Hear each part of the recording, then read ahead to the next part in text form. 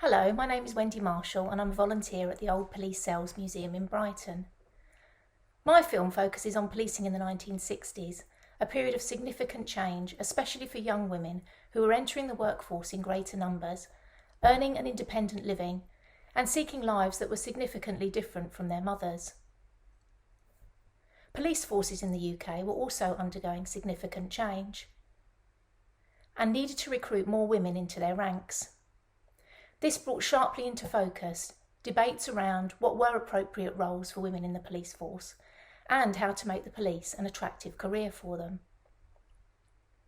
In making this film, I wanted to focus on real women's experience. So I'll be using some of the interviews that the museum has recorded with a former Sussex police officer, WPC Hazel Lane, and my own conversations with Hazel, which we recorded last year, as well as some photographs from her private collection. A true pioneer, Hazel Lane was the part of the first ever all-female traffic patrol in the UK, serving in that role from 1967 to 1974. She was one of the trailblazing women who helped to change the views about what women police officers could do. This is Hazel Lane, or Hazel Waters as she was known then, aged 19, when she joined East Sussex Police in 1965. She had wanted to join the police earlier, but at that time women weren't allowed to join at 18 as men were. So she spent a year studying catering courses at what is now Brighton University and enjoying student life. Here she is, talking about joining up and her role as a police officer. I wanted to join the police force. I'd always wanted to join the police force. Once a copper, always a copper, I suppose. But I think my main interest was the pledge when you join the police force is to protect life and property. And I think probably that was the adage that I joined with in mind. I joined East Sussex Force in 1965 and was posted to the policewomen's department at East Grinstead Police Station. I spent just under 2 years at East Grinstead before I was offered a transfer to Lewes, which was actually more convenient for me as far as accommodation went. And at that time, just prior to amalgamation, in 1967, the Chief Constable, the then Chief Constable George Terry, decided that perhaps policewomen weren't being used as efficiently as they could have been used. At that time, only dealing with children and young persons and matroning women prisoners, sexual offenders and that sort of thing. And he offered the chance to the policewomen of East Sussex to move sideways, maybe, into other departments, the Mounted Division, the Dog Section, CID, and the Traffic Division. I was perhaps a little bit of a car anorak. My husband was employed by Mercedes-Benz, and we were both very keen on transport. And I felt that perhaps an opportunity in traffic might be a good opportunity, so I applied for a position in traffic, which in the middle of 1967, I was offered a posting to Lewes on the Traffic Division. There are a number of interesting things that Hazel's told us here. She mentions that she joined the women's branch of the East Sussex Police.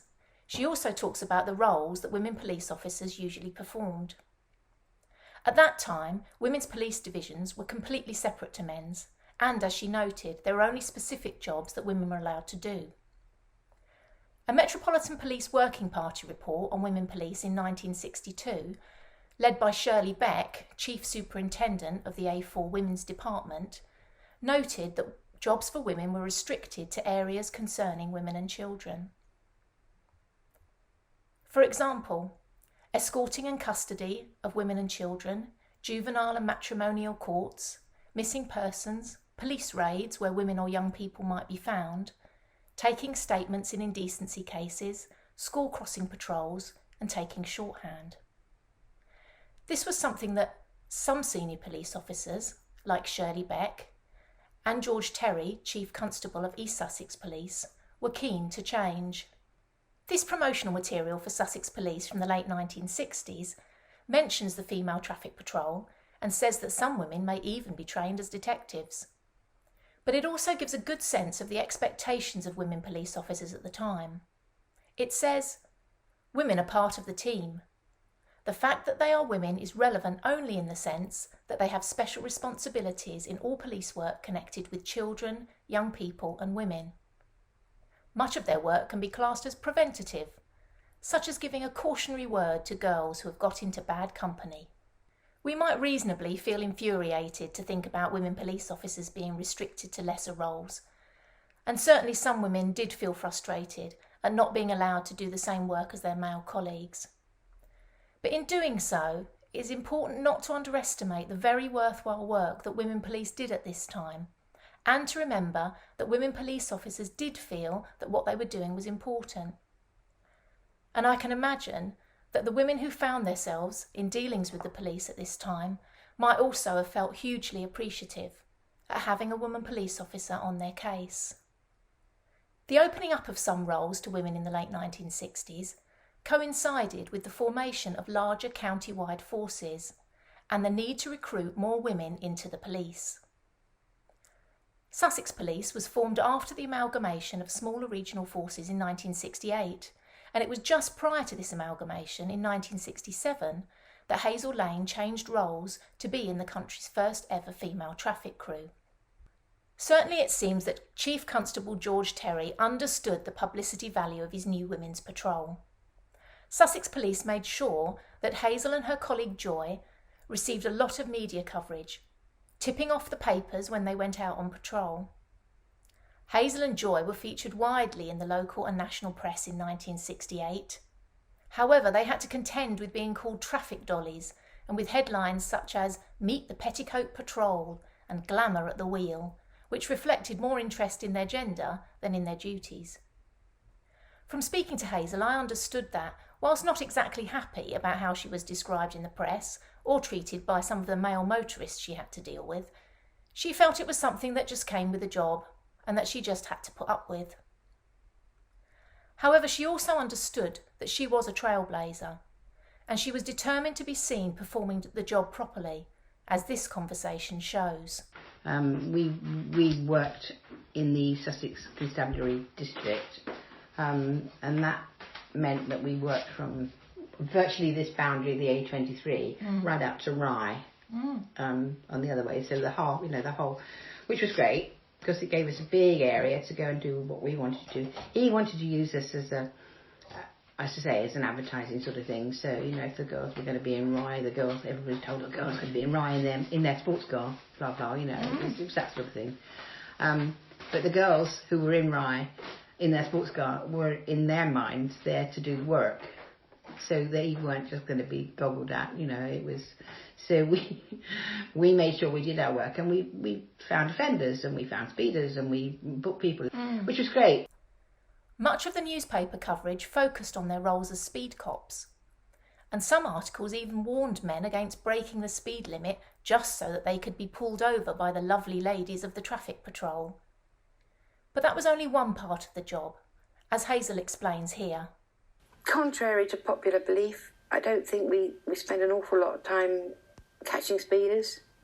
Wadhurst High Street I remember well, but that was with the old radar gun and a 12-volt battery. And I remember it probably took an hour to set it all up, 10 minutes to pinch two people was speeding, and then another hour to put it all back in the boot of the MGB.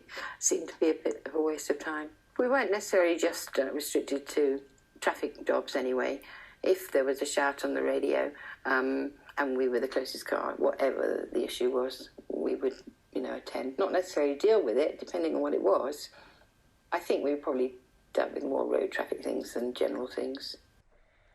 In 1967, while Sussex Police were focusing on opening up roles to women, the Metropolitan Police in London looked to another avenue for recruiting young women: the uniform.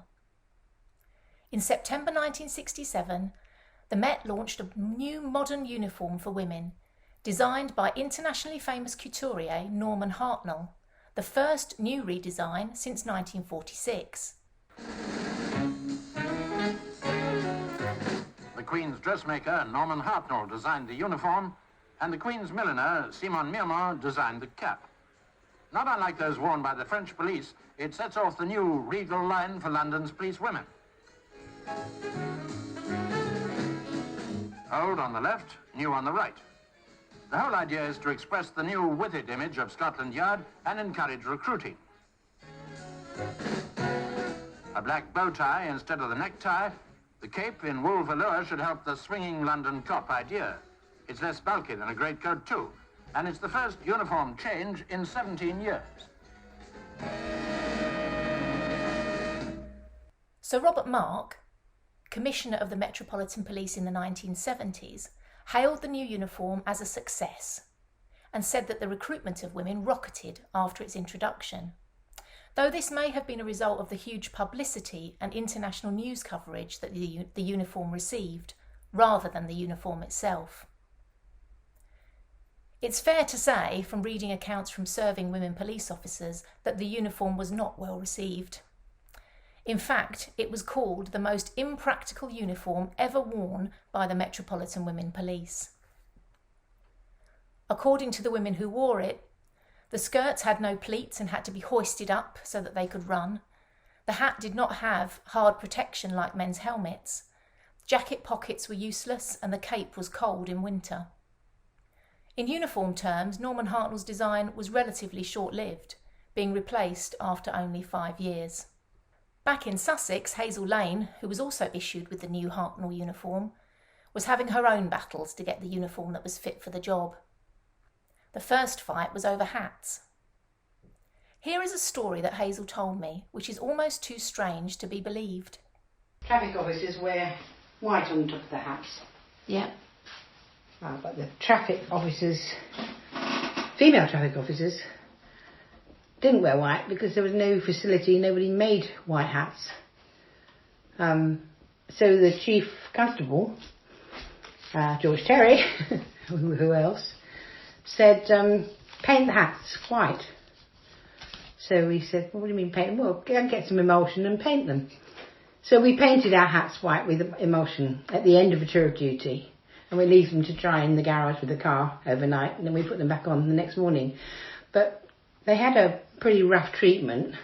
You'd throw them on the back of the seat when you jumped out at an accident or something. You wouldn't run around with them on the hat, And they'd get bashed because they'd, been thrown back in the car, or they'd been chucked out somewhat off your head when you were trying to do something. And so it didn't last very long because it meant that we had to paint the hats every night when we finished a tour.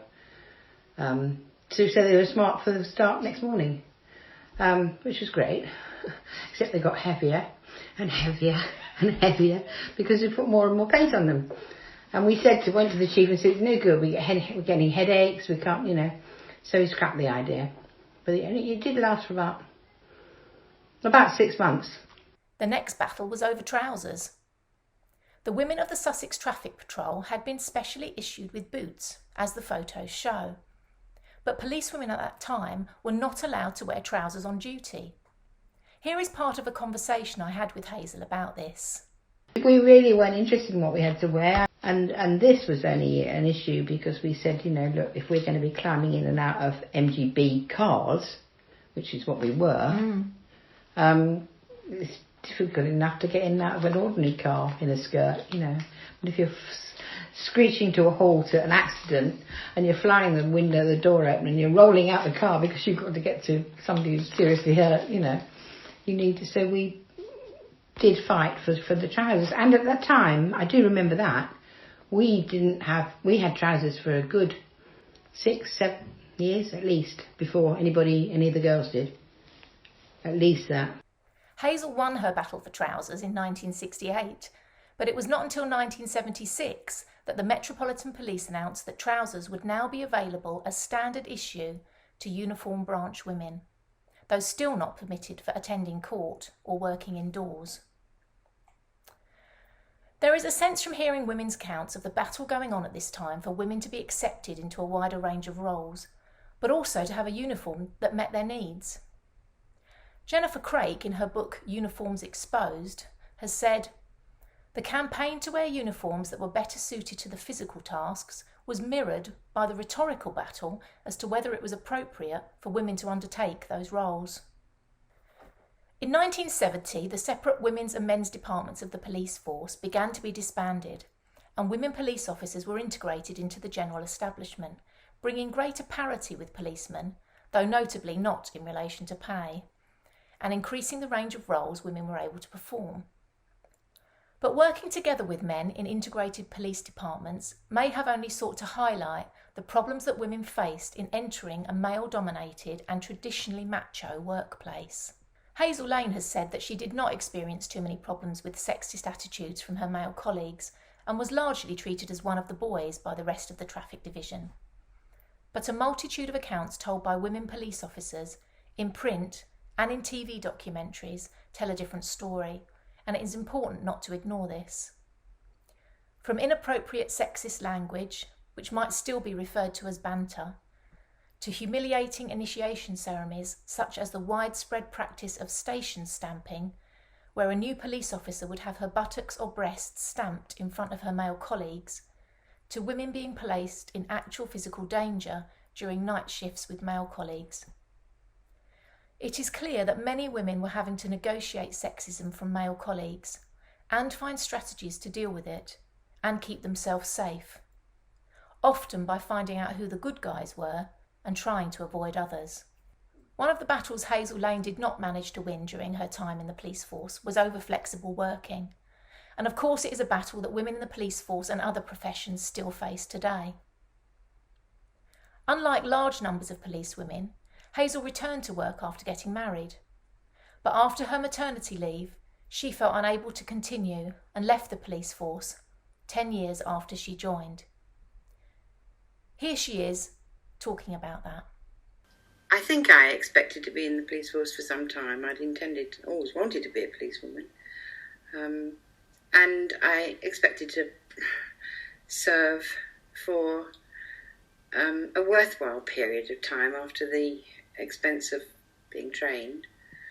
But as a woman, and then as a married woman, obviously family steps in, and I had my son in 1974 and eventually signed out in 1975.